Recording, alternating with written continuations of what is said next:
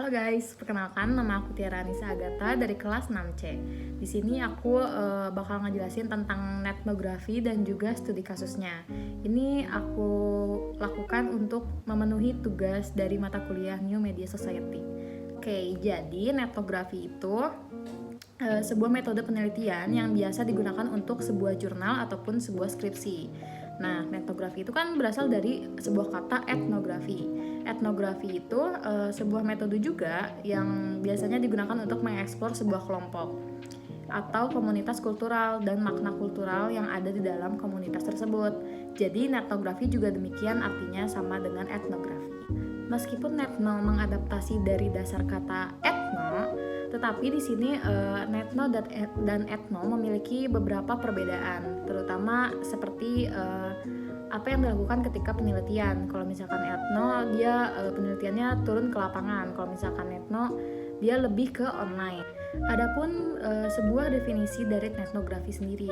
Etnografi itu didefinisikan sebagai metodologi riset kualitatif yang mengadaptasi teknik riset etnografi untuk mempelajari budaya dan komunitas yang terjadi dalam sebuah komunikasi, tetapi dia termediasi oleh komputer.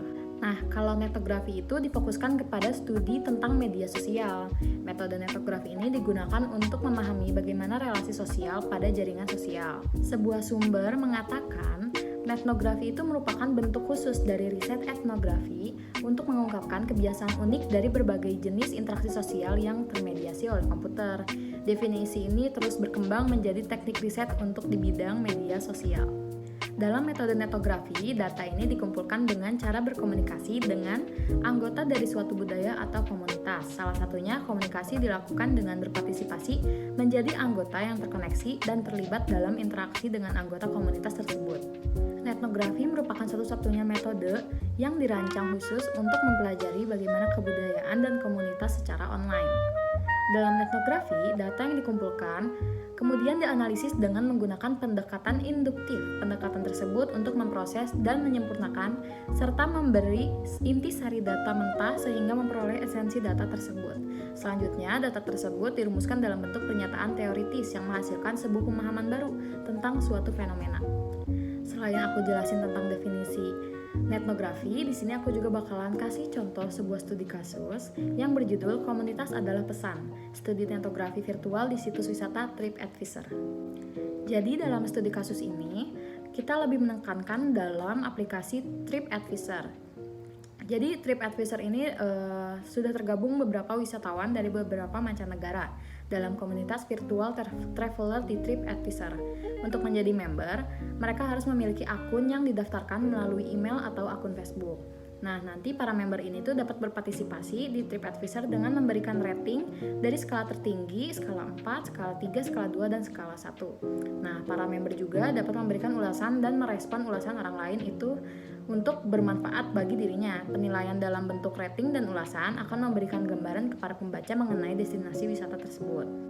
Maka studi ini menjelaskan mengenai peran penting dari komunitas traveler di TripAdvisor melalui pesannya yang dapat menjadi referensi bagi masyarakat untuk menentukan destinasi wisata.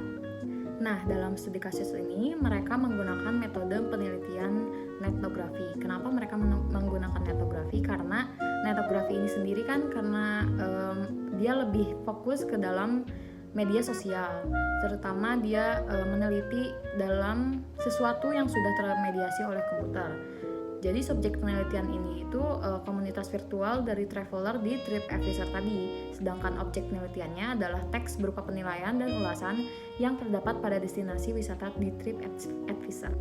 Lalu hasil penelitian dari studi kasus ini, etnografi komunitas virtual traveler TripAdvisor, yaitu perilaku online pada komunikasi virtual traveler.